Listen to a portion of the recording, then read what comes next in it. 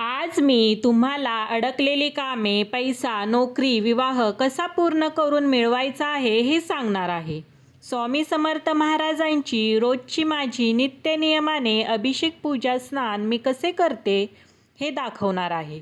रोजची माझी स्वामी सेवा कशी असते आणि तुम्ही पण अशाच पद्धतीने स्वामींची पूजा करा, सेवा करा. मग बघा कशी तुमची सर्व कामे मार्गी लागतात. आज मी मलईने स्वामींचा स्नान मलई अभिषेक करणार आहे. अगोदर मलई घट्टसर गरीज बनवून घ्यायची आहे. एक स्वच्छ कपडा स्वामींसाठी स्नान आटोपल्यानंतर स्वच्छ करण्यासाठी घ्यायचा आहे.